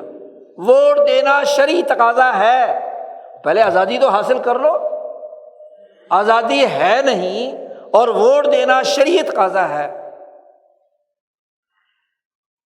کیسے؟ غلام کے ووٹ کی کیا حقیقت ہے؟ غلام کی تو گواہی بھی معتبر نہیں ہے، کیسی شہادت ہے؟ اب سیاست کے نام پر جو نظام 200 سال انگریز سامراج نے بنایا، تو اپنے سیاسی مقاصد کے لیے ایک اہم ترین اصطلاح گھڑی کہ جن جن مسلمانوں کے دماغ میں گدگدی ہوتی ہے نا سیاست کرنے کی، تو ان کے لیے قانون بنا دیا جی، پولیٹیکل پارٹیاں بنائی جائیں گی، تمام لوگ اس کے قانون کے تحت رجسٹرڈ ہوں، پارٹیاں بن گئی۔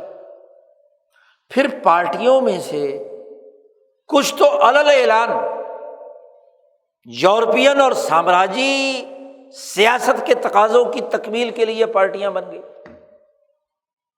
لیکن جو اس کے لیے تیار نہیں تھے تو ان کے لیے ایک نیا ڈرامہ رچایا گیا جس کو کہتے ہیں پولیٹیکل اسلام، پولیٹیکل اسلامی پارٹیاں۔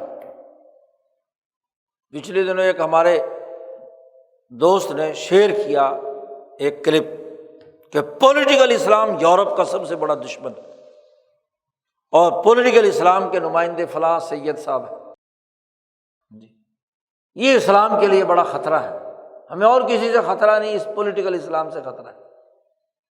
تو میں نے ایک کمنٹ لکھ دیا کہ پولیٹیکل اسلام اور اسلام کے سیاسی نظام میں اتنا ہی فرق ہے جیسے زمین اور آسمان، زمین اور آسمان میں فرق ہے۔ ماشاء اللہ پولیٹیکل اسلام کی وہ پارٹیاں ہیں جو اسلامی ٹائٹل کے ساتھ جماعتیں، جمعیتیں، تنظیمیں، پارٹیاں بنا کر میدان عمل میں، یہ پولیٹیکل اسلام کی پارٹیاں ہیں، یوں کہہ لیجئے سیاسی اسلام۔ اور ایک ہے اسلام کا سیاسی نظام، تو اسلام کے سیاسی نظام میں اور سیاسی اسلام میں زمین آسمان کا فرق، دونوں بالکل الگ اور مختلف ہیں۔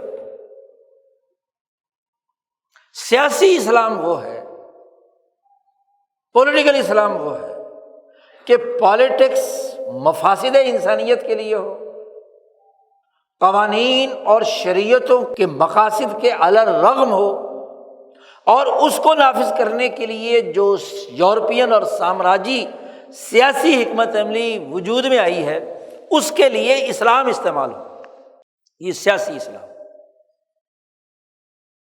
ماشاء اللہ 150-200 سال کی تاریخ، کسی پارٹی کے ساتھ مسلم لگا ہوا ہے، کسی پارٹی کے ساتھ اسلامی لگا ہوا ہے، کسی پارٹی کے ساتھ اسلام لگا ہوا ہے، یہ ساری سیاسی اسلام کی پارٹیاں ہیں، اور یہ اس پولیٹیکل سسٹم کی اعلی کار قوتیں ہیں جو اسلام کے سیاسی نظام سے متصادم صرف سیاست، کہ جس سیاست ہوتی ہے حکومت حاصل کرنا، جیسے چاہے مل جائے، ماشاء اللہ کے ذریعے سے مل جائے، الیکشن میں دھاندلی کر کے مل جائے، مقتدر قوتوں کی اعلی کاری سے مل جائے، اسلام کے نام پر ووٹ مل جائیں، مذہب کو بیچ کر ووٹ مل جائیں، یہ سیاسی اسلام ہے۔ اس کا اسلام کے سیاسی نظام سے کوئی دور کا بھی تعلق نہیں۔ یہ جتنی دنیا بھر میں اسلام کے نام سے تحریکیں، تنظیمیں، جماعتیں، جمعیتیں وجود میں آئی ہیں، یہ عالمی سامراجی سیاسی نظام کے ماتحت ہیں، بلکہ جتنے ممالک بھی وجود میں آئے ہیں، عربیت کے نام پر ہوں، اسلام کے نام پر ہوں، یہودیت کے نام پر ہوں، مذہب کے کسی نام پر بنائے گئے ہوں، وہ اس عالمی سیاسی نظام کا ہندو ماڈل ہے یا اسلام ماڈل ہے یا یہودی ماڈل ہے یا عرب ماڈل ہے، اس کا اسلام کے سیاسی نظام سے دور دور کوئی تعلق نہیں۔ آپ جانتے ہیں کہ یہ 150-200 سال سے، جب سے انگریز سامراج نے اپنے زیر انتداب علاقوں پر اپنا پولیٹیکل آرڈر نافذ کیا، اور پولیٹیکل آرڈر صرف یہ نہیں ہے، یہ بھی ایک بہت بڑا مغالطہ ہے کہ جو انہوں نے جمہوریت کی بات کی ہے۔ کہاں کی ہے جمہوریت کی بات؟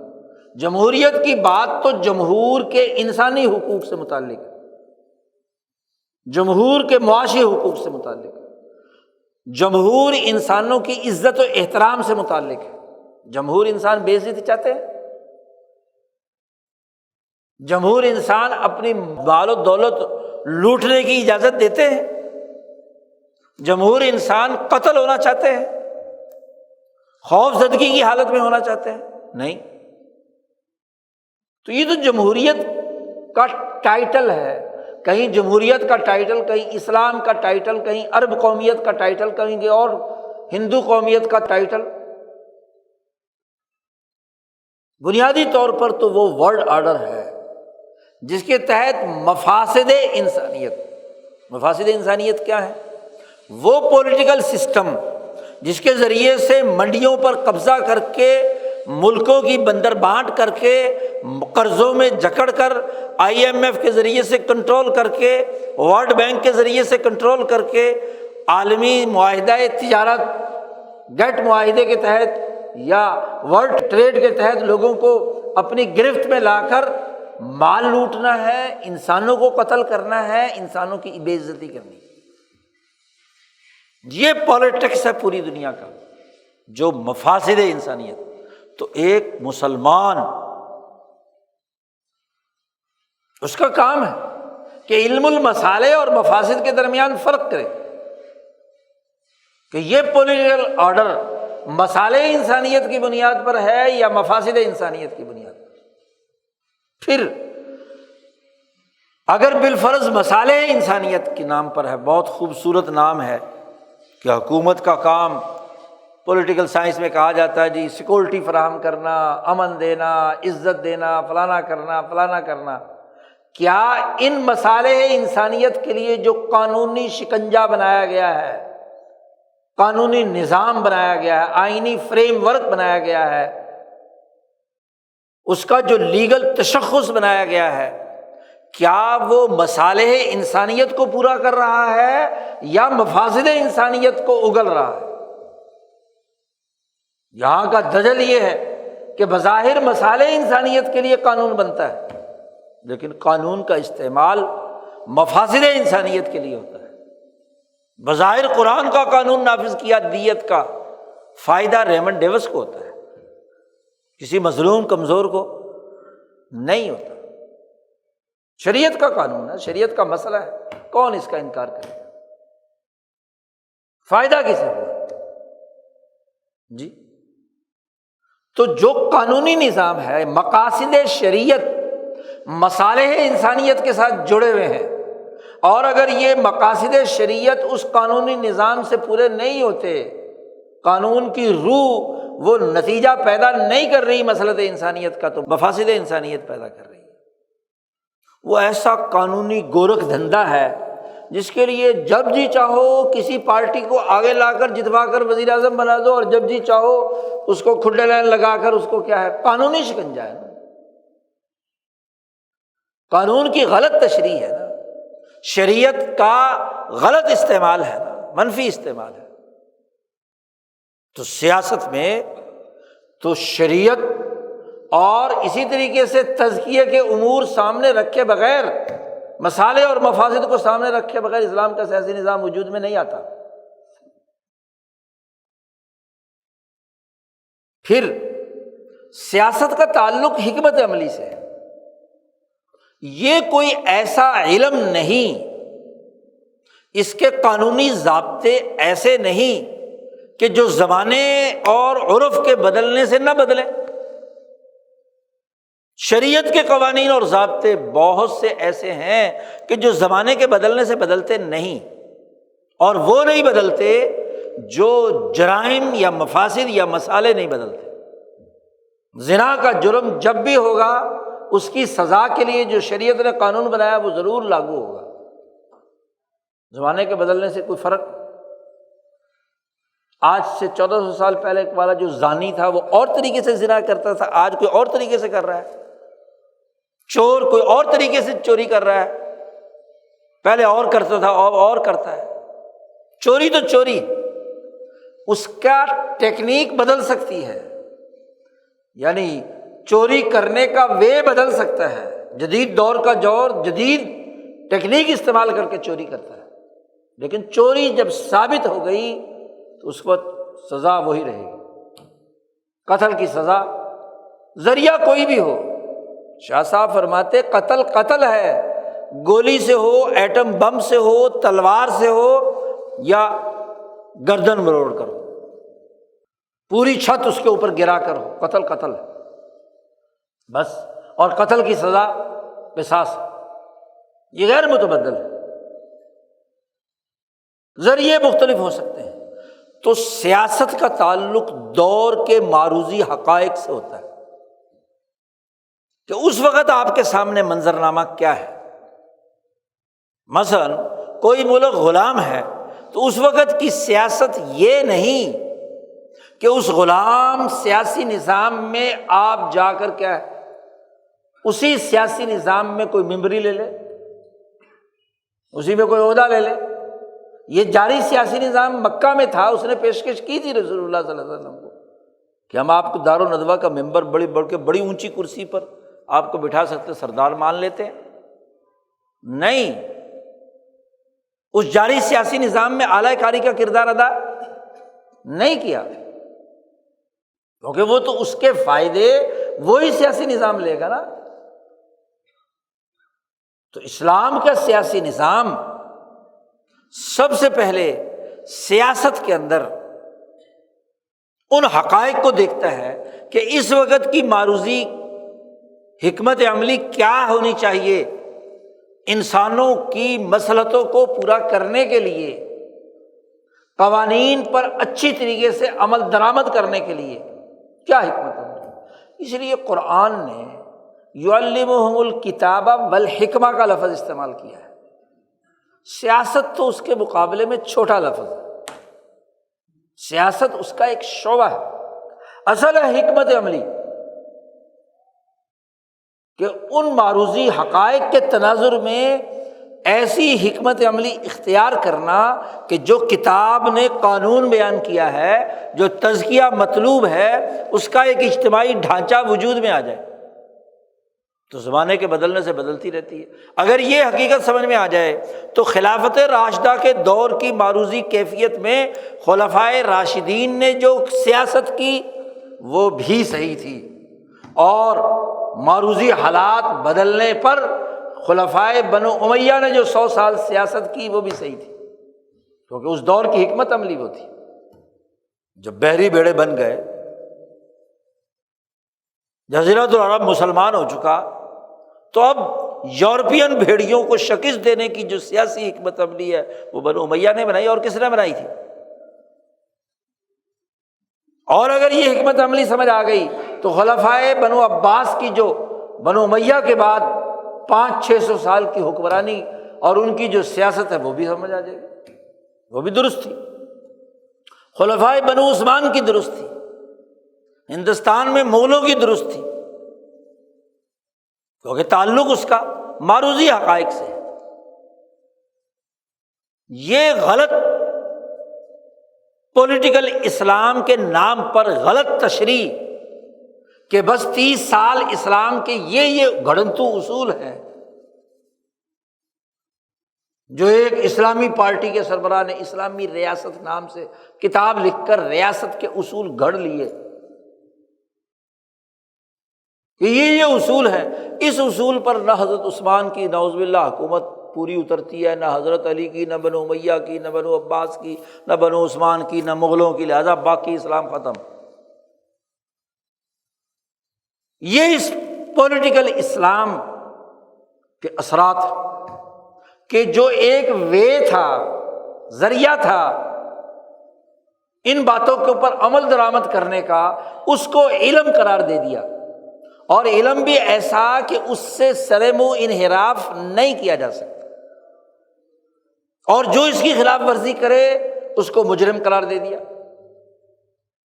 جی مثلاً میں نے پہلے بھی ذکر کیا تھا، وہ صاحب اسلامی ریاست میں کہتے ہیں کہ جی بادشاہ کے بعد اس کا بیٹا حکمران نہیں بن سکتا، یہ قانون ہے۔ پہلے تو پوچھا جائے کہ کہاں لکھا یہ؟ نہ قرآن میں، نہ حدیث میں، نہ کسی اور جگہ، کہاں سے اخذ کیا؟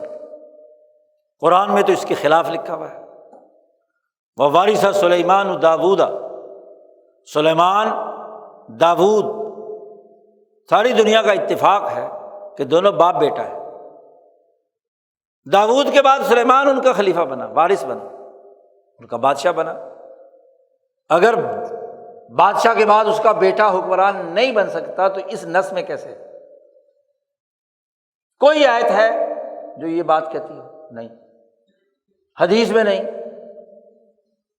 صرف ایک جزوی واقعہ کہ عمر فاروق رضی اللہ تعالیٰ عنہ نے اپنے بیٹے عبداللہ بن عمر سے کہا تھا کہ تم خلافت کا مطالبہ مت کرنا، ان کو اس خلفاء کی کمیٹی میں شامل، کیونکہ ان سے زیادہ سینئر موجود تھے۔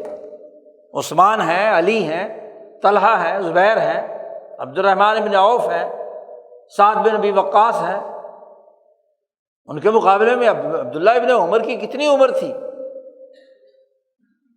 اس لیے شامل نہیں کیا۔ اب عمر کے اس قول کو قانون بنا دینا، اور قرآن کی نص کا انکار کر دیتا، پھر سارا زور حضرت علی کی خلافت کو ثابت کرنے کے لیے ہے، تو علی کے بعد بھی تو ان کا بیٹا بنا تھا خلیفہ امام حسن۔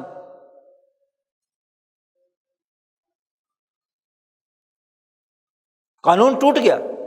جب آپ کسی دور کے علمی حکمت عملی کا جو ذریعہ ہے اسے علم قرار دے کر اصل بنا دیں گے تو اسی طرح کے مخمسے ہوں گے، غلط بات ہوگی۔ اصل بات انسانی جان کی حفاظت، مال کی حفاظت، عزت کی حفاظت، اس کے لیے ہر دور کے پیش آمدہ حالات کے تناظر میں مسائل انسانیت کو پورا کرنے کے لیے حکمت عملی بنانا، یہ سیاست، یہ ہے اسلام کا سیاسی نظام۔ اسلام کے سیاسی نظام میں سیاست اسلام کا ایک شعبہ ہے، نہ یہ کہ اسلام سیاست کا ایک شعبہ ہے۔ سیاسی اسلام میں یا پولیٹیکل اسلام میں اسلام اس پولیٹکس کا ایک حصہ ہے۔ جتنی بھی مذہبی سیاسی پارٹیاں ہیں یہ اس پولیٹیکل سسٹم کی ایک پارٹی ہے، جز ہے، کل نہیں۔ جیسے اسلام میں شریعت الگ نہیں ہے اور نہ ہی وہ کل ہے، جیسے اسلام میں تصوف اور تزکیہ کل نہیں ہے، ایک شعبہ ہے، ایسے ہی سیاست بھی اسلام میں ایک شعبہ ہے، کل نہیں۔ جو سیاستدان سیاست کو اصل قرار دے اور اسلام کو اس کے تابع بنائے، کہے کہ جی اصل تو اسلام میں سیاست ہے، کوئی مولوی کہے کہ اصل تو اسلام میں شریعت ہے، کوئی کہے کہ اسلام میں اصل تصوف ہے، تو غلط ہے۔ اسلام ایک مکمل سسٹم ہے، اس مکمل سسٹم کی چھت کے نیچے یہ 3 ستون ہیں۔ چوتھا ستون تلاوت قرآن حکیم ہے، جو نبی اکرم صلی اللہ علیہ وسلم کو اللہ نے کہا یتلو علیہم آیاتہ ویزکیہم ویعلمہم الکتاب والحکمہ۔ اب آپ دیکھیے کہ اس سیاسی اسلام کی بدلتی ہوئی کلا بازیاں جی اس پچھلے 200 سال 300 سال سے 1906 میں مسلم کے نام سے ایک پارٹی بنی، کتنی کلا بازیاں کھائی ہیں اس نے آج 2024 تک، ذرا تاریخ بھری پڑی ہے جی۔ ایک زمانے میں آپ نے اسلام کے نام سے یہ کام کیا، مسلمان کے نام پر یہ کام کیا، دوسرے زمانے میں یہ کام کیا، تیسرے زمانے میں آپ نے یہ کام کیا، کیونکہ غلامی کے نظام میں آپ کام کر رہے ہیں۔ اسی طریقے سے دیکھیے آپ 1941 میں اسلام کے نام سے جماعت بنی یہیں لاہور شہر میں، 41 سے لے کر اب تک ان تمام کی کارروائیاں سب کے سامنے ہیں کہ یہاں کے سیاسی نظام کو جیسی ضرورت پڑی پارٹی نے اس کے مطابق موقف اختیار کیا۔ انگریزوں کو ضرورت تھی کہ لوگ آزادی کی جنگ نہ لڑیں، اور جو جنگ لڑ رہی تھی ان کے خلاف سیاسی کشمکش کے نام سے کتاب لکھ کر ان کی توہین بھی کی گئی، تذلیل بھی کی گئی، فتوے بھی لگائے گئے، اور کہہ دیا گیا کہ یہ ووٹ ڈالنا، الیکشن میں حصہ لینا، یہ سارا کام کرنا ناجائز اور غلط اور حرام۔ اور 1951 آیا تو اس وقت ضرورت تھی اس سیاسی نظام کو کہ اسلام کی پارٹیاں وہ الیکشن میں حصہ لیں، بلدیاتی الیکشن ہی تھے، اس میں حصہ لے تو مردوں کے لیے جائز ہو گیا، عورتوں کے لیے ناجائز ہو گیا۔ کلا بازی کھائی 1961-62 میں، یوبہان کے مقابلے میں جب فاطمہ جناح کھڑی ہوئی تو اب عورت ووٹ بھی دے سکتی ہے، لے بھی سکتی ہے، بلکہ صدر پاکستان بن سکتی ہے۔ کیسا اسلام ہے یہ ہے پولیٹیکل اسلام، یہ ہے سیاسی اسلام جی، کہ جو سیاست کے مقاصد ہیں اس کے لیے 1970 آیا اور کل بالغ رائے دہی کی بنیاد پر پاکستان کا پہلا الیکشن ہوا تو خوب حکومتوں سے، وزیر اطلاعات نواب زادہ شیر علی سے خوب مدد اور تعاون لے کر الیکشن لڑا گیا، لیکن نتیجہ کیا ہے؟ جب شکست فاش ہو گئی، مذہب بدنام کر دیا، تو پھر توبہ نامہ لکھ کر لے آئے میٹنگ میں، پھر غصے میں اس سے استعفیٰ دے دیا۔ 70 سے لے کر اب تک کی حال سن لو، پورے پاکستان کی اکثر سیٹوں پر اسی جماعت نے اپنے امیدوار کھڑے کیے، کسی امیدوار سے پیسے نہیں لیے، جماعت نے خرچ کیے۔ 50 لاکھ سے 1 کروڑ ایک حلقے پر خرچ ہوا۔ سوال یہ ہے کہ 350، 400، 500 اراکین اسمبلی پر فی حلقہ اتنا خرچہ ہوا، کہاں سے آیا؟ کون سی آمدنی تھی؟ کیوں؟ اس الیکشن کو جسٹیفائی کرنا تھا کہ دیکھو جی پارٹیاں، خطرہ تھا کہ کوئی پارٹی بائیکاٹ نہ کر دے تو الیکشن کی ویلیو کچھ نہیں رہے گی، تو کہیں سے تو آیا۔ اور جب شکست فاش ہوئی تو اب ڈرامہ اور ٹسوے بہا رہے ہیں، کہتے جی یہ تو پالیٹکس کی سیاست ہی غلط ہے، پارلیمانی سیاست ہی غلط ہے۔ دوسری اسلام کے نام سے پارٹی بنی تھی 1945 میں، اس کی کہانی سن لو۔ پولیٹیکل اسلام میں یہی ہوگا نا کہ سیاست آپ کے لیے جو کیک مقرر کرے گی، آپ کو اس کیک کے اندر رہنا ہے، اور اگر آپ کو کیک نہیں ملے گا تو آپ ناراض ہوں گے، جی ناراض ہوں گے۔ بھائی یہ طفیلی سیاست، اسلام کو اس سامراجی سیاست کا طفیلی بنا دینا، یہ تو سب سے بڑا جرم ہے۔ اس 200 سال کے ان خطباء کی تقریریں سن لو۔ سر آغا خان 1906 میں جو تقریر کی، اور آج اسی پارٹی کے جس لیڈر نے تقریر کی ہے، 1941 میں جس خطیب نے تقریر کی، اور آج اسی پارٹی کے امیر نے جو اب تقریر کر کے استعفیٰ دیا ہے، اسی اسلام کی پارٹی نے جو تقریر اس وقت کی تھی اور آج اس کے نمائندے نے جو فیصلہ کیا ہے۔ 1945 میں بنی تھی، پاکستان بننے کے بعد توبہ نامہ لکھ دیا اس پارٹی کے لیڈروں نے کہ ایسی سیاست پہ لعنت، ایسی چیزوں سے برات، ہم اس سے گئے، ہم تو صرف مدرسہ بنا کر چلائیں گے۔ تمہیں کس نے پہلے کہا تھا کہ سیاست کے اندر دخل اندازی دو؟ جب ضرورت تھی تو تمہارا ووٹ ادھر پڑ گیا، تمہارا وزن وہاں پڑ گیا، اور جب ضرورت ختم ہوگی تو کہا مدرسہ بنا کے بیٹھو، چپ کر کے اندر نہیں جا سکتے۔ اسی جماعت کے لیڈر نے جب اسمبلی میں کہا کہ اسلام نافذ کرو، تو لیاقت علی خان نے کہا او مولوی صاحب یہ پاکستان ملائیت اور تھیوکریسی کے لیے نہیں بنا، یہاں اسلام کی کیسی باتیں کرتے ہو، یہ تو یورپین نظام کے تحت بنے گا۔ تو جتنا کیک دیا اتنا ہی لیا نا، اسمبلی کی 2-4 سیٹیں مل گئیں، کچھ اور مل گیا جی۔ اس کے بعد سے ہر اسمبلی میں تمہیں کیک ملتا ہے۔ 73 کا آئین بنوانا تھا، تمہارے سے دستخط کروائے، اور جب بھٹو کو ضرورت پیش نہیں آئی تو پارلیمنٹ میں سے ٹانگے بازو اٹھا کر اپوزیشن لیڈر مولانا صاحب کو اٹھا کر باہر پھینک دیا۔ اتنی تمہاری حیثیت تھی نا۔ 85 میں تم سارے اگر اسلام چاہتے ہو تو میں 5 سال کے لیے صدر۔ اسلام اور امیر المومنین دونوں برابر درجے کے ہیں، اسلام چاہو تو یہ آئے گا، بھونڈا ڈرامہ جی۔ پھر 87 سے لے کر اب تک کے انتخابات کے اندر تو یہ پولیٹیکل اسلام ہے، یہ سامراج کی سیاسی طاقت کی اعلی کار اسلامی قوتیں ہیں۔ کسی ملک میں آئے اسی پالیٹکس کی ہندو قوتیں ہیں، ہندوستان میں،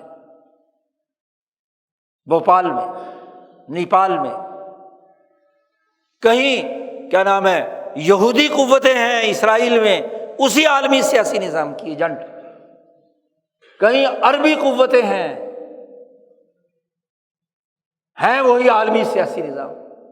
تو کم از کم خدا کا خوف کھاؤ، اسلام کو تو نہ بیچو، کوئی ہندو بیچ رہا ہے، کوئی یہودی بیچ رہا ہے، تم تو نہ بیچو۔ اسلام کا سیاسی نظام الگ ہے، وہاں سیاست اس کا ایک شعبہ ہے، اور یہ پولیٹیکل اسلام میں اسلام نام ہی سیاست ہے، اور سیاست بھی سامراجی ہے۔ نام شور مچائیں گے اسلام کا، قرآن پڑھیں گے، حدیث پڑھیں گے، یہ حدیث فٹ بیٹھتی ہے تمہارے ان خطبہ پر۔ یہ 100-150 سال کے جتنے بھی لیڈر ان اسلامی سیاسی پارٹیوں کے لیڈر ہیں، ان کے خطبے سن لو۔ پہلا خطبہ جو اسلامیہ پارک میں اسلامی جماعت کے لیڈر نے دیا تھا 1945 میں، اسلام کی جماعت نے دیا تھا 1906 میں، تمہاری اسلام کے نام پر مسلم کی پارٹی نے دیا تھا۔ ذرا ان خطبوں کو لے کر آپ تک پڑھ لو، نام اسلام کا استعمال کیا۔ وہی بات نہیں ہے کہ ہؤلاء خطباء قومک امتی کا، تیری امت کے یہ خطیب ہیں، بظاہر مسلمان تھے، کلمہ پڑھتے تھے۔ دونوں ہی صورتیں ہو سکتی ہیں نا، کرتے کچھ اور ہیں، زبان سے اسلام کا شور مچاتے ہیں، شان نزول دونوں ہی استعمال ہو سکتے ہیں۔ عمل کچھ اور کر رہے ہیں، زبان سے اسلام کا رٹا لگا رہے ہیں۔ یہ وہ شعور ہے جو آج پیدا ہونا ضروری ہے، جس سے فرق امتیاز پیدا ہو کہ اسلام کا سیاسی نظام اپنے وجود اور ساخت میں کیا حیثیت رکھتا ہے، اور سیاسی اسلام اپنی ساخت اور شناخت میں کیسے سامراجی سیاسی نظام کا اعلیٰ کار بن کر اسلام کردار ادا کرتا ہے۔ یہ شعور پیدا ہو گیا، یہ فرقان پیدا ہو گیا، یہ فرق پیدا ہو گیا، تو اس سے بڑی اور کوئی کامیابی نہیں۔ اللہ تعالیٰ ہمیں قرآن حکیم کو سمجھنے، دین اسلام کے سیاسی نظام کو، دین اسلام کے شریعت اور تزکیے کے نظام کو جامعیت کے ساتھ سمجھنے کی ہمیں توفیق عطا فرمائے۔ وآخر دعوانا الحمد للہ رب العالمین۔